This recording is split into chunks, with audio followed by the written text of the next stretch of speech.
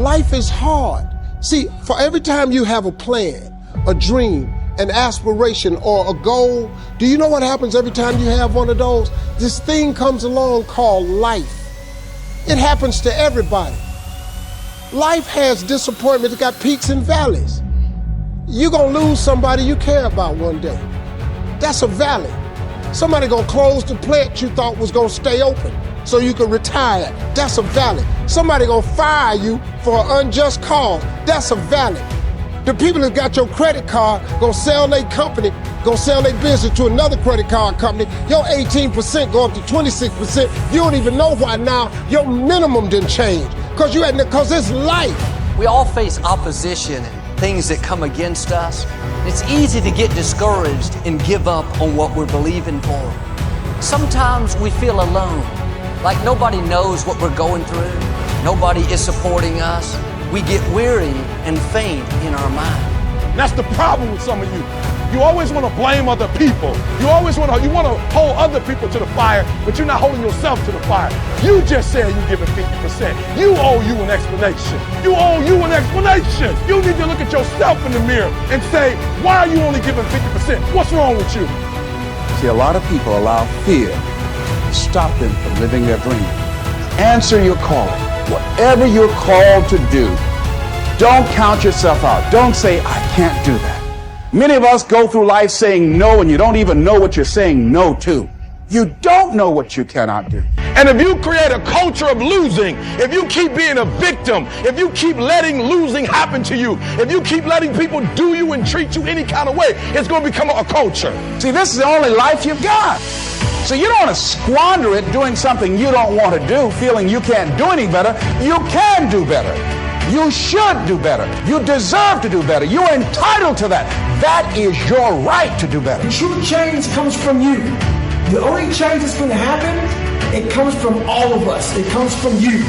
If you keep learning all the time, you have a huge advantage.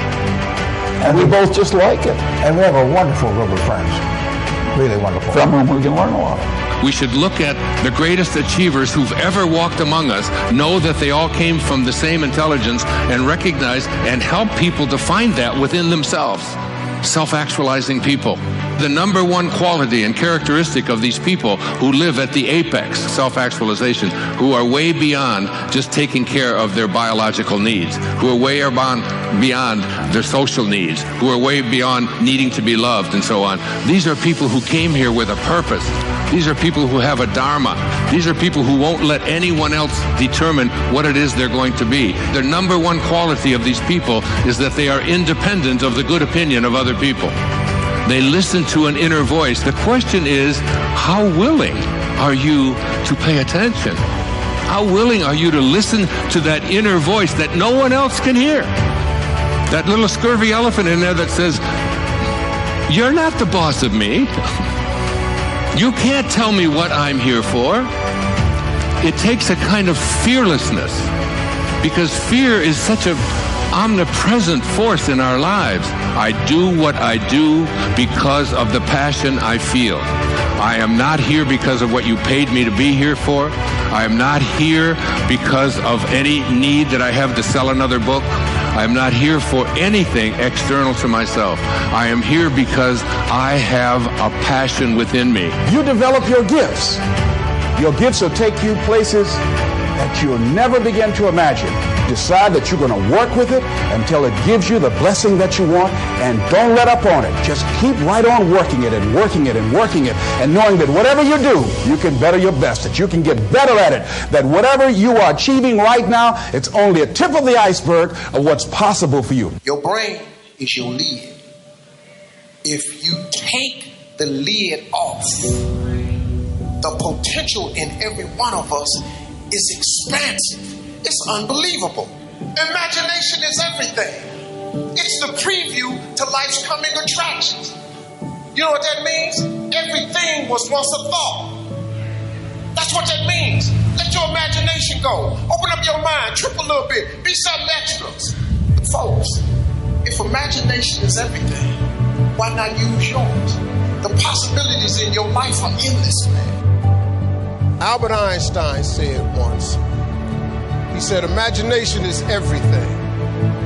It's the preview to life's coming attractions. Now, I want you to get this now. Imagination is everything. It's the preview to life's coming attractions. Because if you think about it, everything you have, everything we have in this world, somebody imagined it. It's your imagination is tremendous. Somebody was sitting on the phone one day talking with a cord to the wall and said, man, I wish I could just go outside with this phone. Everybody in here got a cell phone. Somebody imagined that. Somebody got tired of riding in a wagon cross country from slavery to freedom. Somebody said, I wish we had something that made these wheels move by themselves. We drive cars. People got tired of driving from New York to LA. Somebody said, I wish we could fly. We got airplanes. Imagination is everything. It's the preview to life's coming attractions. Your real life, the one God really got for you, is in your imagination. It is not in your current situation or your current paycheck. And if you've been living like that, you have then restricted yourself to a commonality that is really not yours. Because what really God got for you is really in your imagination. Faith is the substance of things hoped for and the evidence of things not seen. So when I told you a minute ago, you got to have a tremendous work ethic, but you got to have a lot of faith. I talk to so many people who get older, like some of us are, and they've lost the faith. Well, faith is really simple. Faith is the substance of things hoped for. All that means is in the beginning, you just hope something pop off. You know, you just kind of hope something happened for you. I was hoping I would get on TV. I wrote it on a piece of paper when I was 10. I want to be on TV. The problem I had when I wrote it at 10 was I suffered from a severe stuttering problem. I could not talk outside of my house. So can you imagine when I wrote on a piece of paper, I want to be on TV and turned that in? The first thing the little boy next to me asked me, he 10, well, how long is your TV show going to be? Because you're going to be on TV all day. But when I wrote it on the paper, it wasn't factual. I was just hoping. You just got to start with the hope. Faith is the substance of things that you hope for. You just hope something jump. Then what happened is through grace and favor, he give you a couple of them things you hope for, and then you're supposed to start believing then. Because now it turns into faith. But if you take this scripture, faith is the substance of things hoped for and the evidence of things not seen. What is the evidence of things not seen? I just told it to you. Albert Einstein said, imagination is everything. It's the preview to life's coming attraction. But guess what? Your imagination really is. It's the evidence of things not seen. Because your imagination, you know why it's the evidence of things not seen? Because you're the only one can see it. Your imagination is actually God showing you a preview of a coming attraction that he has for you. The moment you don't believe in your imagination, you negate what he got for you. Your imagination is the preview to life's coming attraction. It is the evidence of things not seen, because can't nobody see it with you. Your problem is you keep telling your imagination to the wrong people. See, if you want to kill a big dream, tell it to a small-minded person. It's dead. How many times, man, have you had a tremendous idea? Something you thought was the one, and you went and told it to your loved ones and your so-called friends, and they shot it down. I mean, you was convinced that it was just, oh man, I just came to you. And you told it to them and they shot it down. And you thought since they was your loved ones and their friends and they got your best interests at heart, you believed them. You was wrong. You let them talk you out of what God got for you. Some of y'all still sitting here with the ambition of opening a business one day, but you scared to go start the business because you got a job and you got bills. Rich people got bills. Everybody got bills. Hell, I got bills. Everybody owe somebody something. I got something with the bank right now. You're going to let the fact that you got some bills stop you from opening the business, the thing that God done put in your imagination. So you're going to squash that because you got bills. Everybody got bills. Your real life is in your imagination. Christy talked about affirmations. Abundant thinkers understand the power of I am. Anything after the word I am is true to your unconscious mind, Michael. Anything after I am. Anything after I am. Even if you know it's not true, your conscious mind will believe it. Anything after I am. So the use of affirmations is very intentional and very consistent. I was diagnosed as clinically depressed. In 1998, I was diagnosed as clinically depressed. It didn't make sense. I had been in a relationship. I was engaged to get married. And my fiance, who I did not know at the time, was bipolar. And he'd stopped taking his medicines and under the belief system that love can cure anything. And so I ended up being picked up and thrown 3 feet across the room. And I ended up being choked until I passed out. And once I got out of that relationship, I just was different. It was different. So my mom insisted that I go to the doctor. I went to the doctor and I sat on the table and she checked me and talked to me and came back in with a prescription. And she said, Lisa, you're clinically depressed. And I felt like I heard Charlie Brown's parents talking like, wah, wah, wah, wah, wah. Clinically depressed, at least that'll make sense in that same sentence. And she handed me a prescription, and I read the prescription. It had my name on it, and it said Prozac. And I thought, that don't make sense. Lisa Nichols, that don't make sense.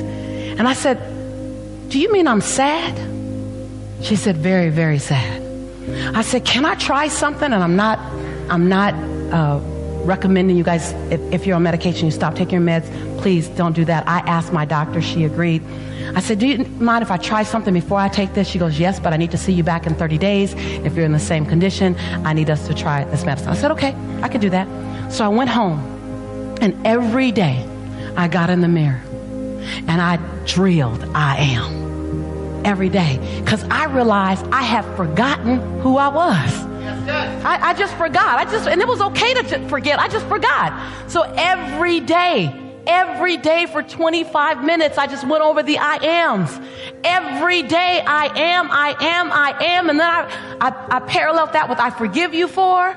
Then I paralleled that with I commit to you, Lisa. Every single day. I went back in 30 days and I'm talking to her and I'm on fire. She's just looking at me. And I'm just talking. She twisted her head again. And I'm just talking. She says, wait, I got to stop you. I said, what? She goes, what are you taking? And can I have some? I was like, I'm taking some of me. And so the power of I am can pull you through the darkest moment. The power of I am. Switzerland. There are some mountains that can be climbed by people like you and me. We got to get a little bit better condition. But I mean, it's not like the mountain climber mountains that would be way beyond our skill level. But some of these mountains that can be climbed by you and me, it takes a day to get to the top, and then you just camp up there and you come down the next day. And on many of these places in Switzerland where you could do that, about halfway up the mountain is what they call the halfway house. Halfway house, halfway up the mountain. So a group of people starts off with a guide in the morning, and about noon, you're kind of tired. You've been walking now for 4 or 5 hours, and you're coming up to the halfway house, and it's just it's a wonderful sight. Because as soon as you enter in the halfway house, you can smell the food, and they're getting ready for a good lunch, and you sit down, there's a fire in the fireplace, and there's nice soft chairs, and you can just rest your body and refresh your body. And so the people go into the halfway house, and they eat and laugh and enjoy and just really, really just kind of take in that wonderful, refreshing atmosphere. About an hour and a half after being in the halfway house, the guide gets up and says, well, gang, it's time to put on your gear. We got to hike. We got to get on up to the top. This is a fact. About half the people decide not to go on up to the top. They're sitting around the table and they're just saying, you know what, go on up. You're going to be coming by here tomorrow. You're going to be having lunch here again tomorrow. We're just going to hang here. And so the people that want to get to the top, they put their stuff on and they kind of leave. And the rest of the people sit behind. They eat a little bit more food, get around the piano, sing some songs, get around the fireplace, enjoy the fire, warm themselves by the fire. And play games all afternoon, kind of enjoy themselves. But about 4:30, 4:45 in the afternoon, without anybody saying a word, the people who stayed in the halfway house, they slowly go over to where the window is, the big window, and they start looking outside, and they start looking up at the top of that mountain. And as they look at the top of that mountain, they see their friends. Their friends are now getting the tents out, and they're getting ready to prepare for the night, and it becomes very quiet, very somber. Because everybody in the halfway house realizes the mistake they've made. They've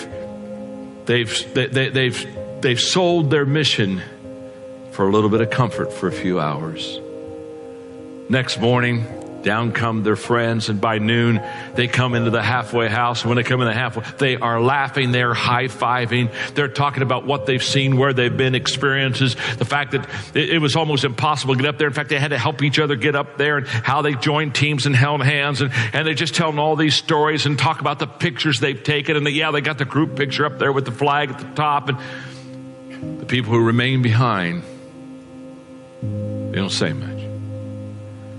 They just eat their lunch and then follow the rest of them down to the bottom of the hill where their friends are waiting for them. And those who paid the price and went to the top, who understood now is the time to reach the mission, they hug and tell stories and celebrate. And the others, they just kind of slip off and get in their car and go home, because they realize they're never going to be what they wanted to be. They're never going to see what they wanted to see. They're never going to do what they wanted to do, because they failed to realize when they're at the halfway house, now's the time to rest, and they go on.